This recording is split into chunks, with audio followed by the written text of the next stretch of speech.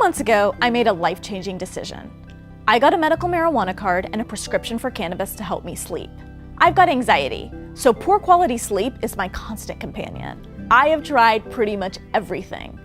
The only thing that's worked over the long term? Cannabis. And I'm not alone. Almost half of all adults in the US have tried cannabis, and nearly 2/3 support legalization. Millions of people, including people like me who have zero experience with recreational marijuana, say that cannabis helps them with things like chronic pain and nausea. But here's the thing with most of the marijuana out there. It heavily focuses on the psychoactive agent in cannabis, THC or tetrahydrocannabinol. That is what gets you high. Research shows us that most people don't actually associate elevated THC levels with enjoyment. Here's the question. Is it time to move past THC? Will we ever understand cannabis's true potential, both for medical and recreational purposes? I'm Swapna Krishna. Let's explore the future of cannabis.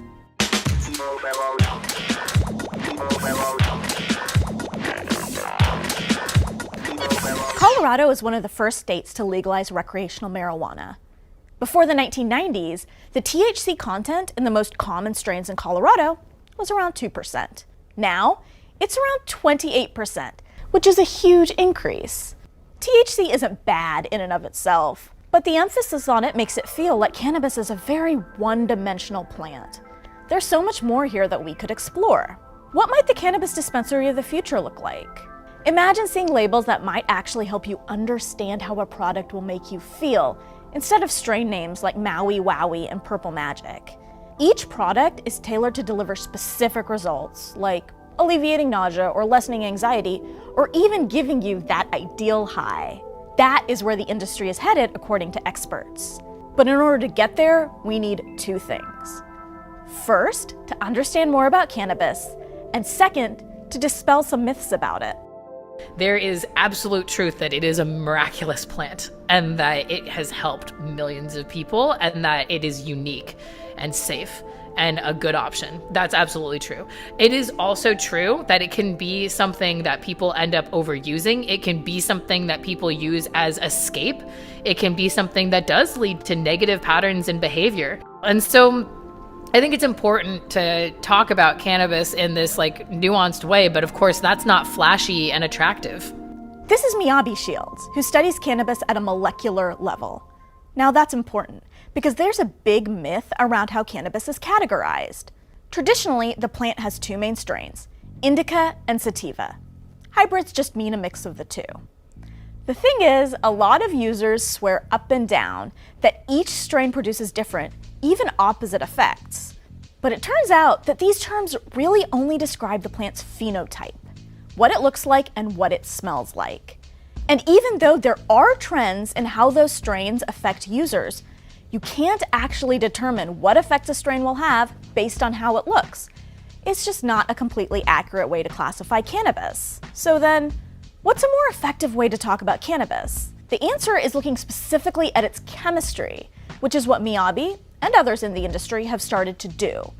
They're looking at the compounds within cannabis to describe it, what's called a chemovar. And what the chemovar is describing is not just the THC, but all the other cannabinoids in it, and the terpenes, and the flavonoids, and the anthocyanins, and these other molecules in the plant that come together. It's called the entourage effect, right? All of these molecules come together when you're using the flower to cause one overall effect in the body. Here is the thing. Even sequencing the DNA of a cannabis plant will only tell you what compounds that plant is capable of producing. Plants express different compounds, like THC or CBD, based on environmental factors, like humidity and temperature, as well as how they're harvested. Even DNA can't tell you what effects a plant will actually produce. And let's remember that the method you use to consume cannabis, like eating it or smoking it, will also change how it affects your body. The bottom line is that it's very difficult to predict exactly how you'll feel after using a specific strain of weed. Because on top of everything I just mentioned, cannabis produces different effects in each of us. It's neurodiversity, right? We just are different. Look, scientists have come a very long way in terms of studying cannabis, but there's still so far to go. And if you're asking why we know so little about this plant, the answer is simple: prohibition. Before we talk about prohibition, Let's go over how cannabis works in our bodies. We each have what's called an endocannabinoid system. We actually don't know much about it. Researchers only discovered it in the 1990s.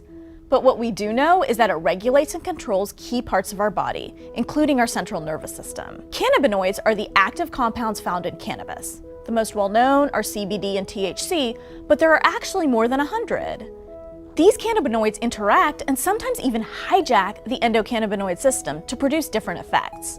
That's why cannabis seems to be such a magical plant, because it affects the system in our body that regulates so many different things, like sleep, appetite, and memory. It would be fantastic to know more about the endocannabinoid system and how cannabis works with it. But there's a problem. Yep, you guessed it, prohibition. Marijuana, which is the flower of the cannabis plant, has been classified as a Schedule I drug for decades by the US federal government. Because of that, it's a real challenge for scientists to get licenses and funding to study it.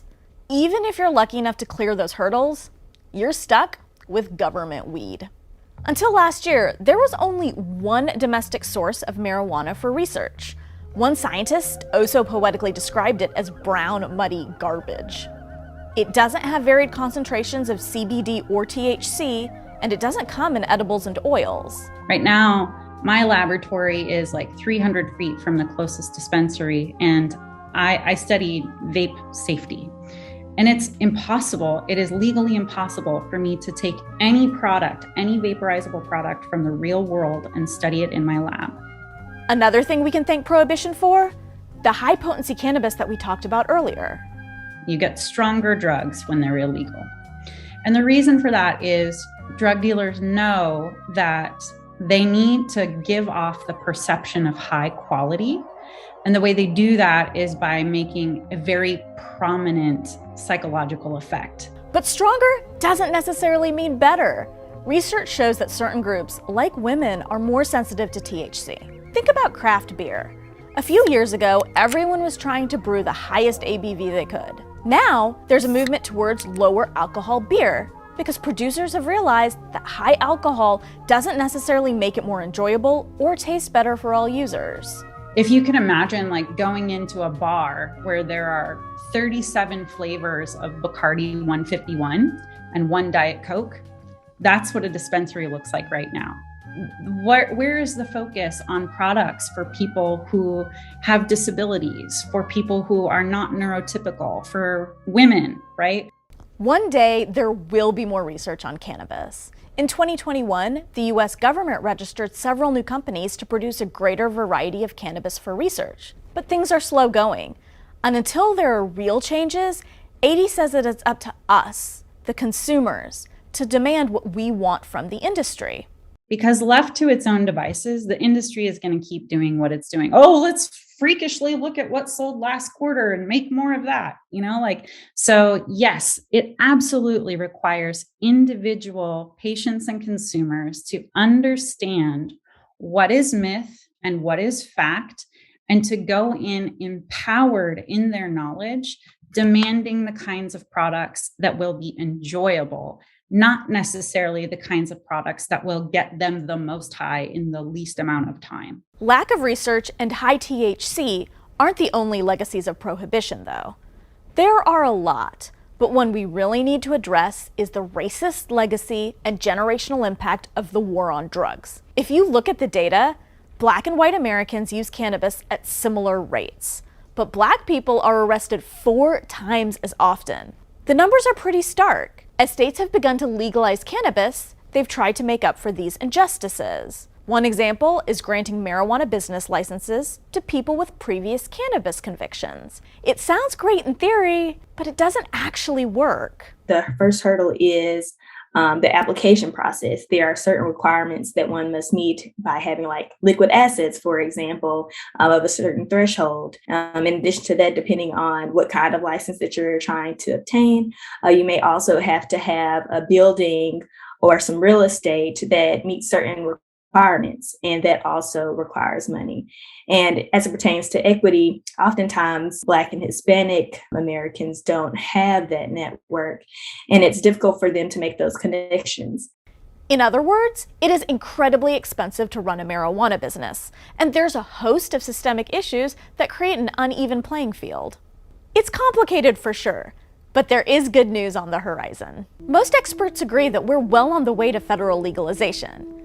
That means access to better quality marijuana for scientists, more research, and hopefully cannabis products with varying levels of potency. There's also federal legislation in the works to make amends for the war on drugs. But we don't quite know when or if these policies will become law. And until they do, we're dealing with a patchwork of state regulations that will shape the cannabis industry. But researchers like Miyabi have high hopes. That's where I hope the future goes for cannabis as a medicine. I hope it goes to empowering patients. I hope it goes towards having patients have more self-determination and self-advocacy. What do you want the future of cannabis to look like? What's missing from the industry now? Let us know in the comments.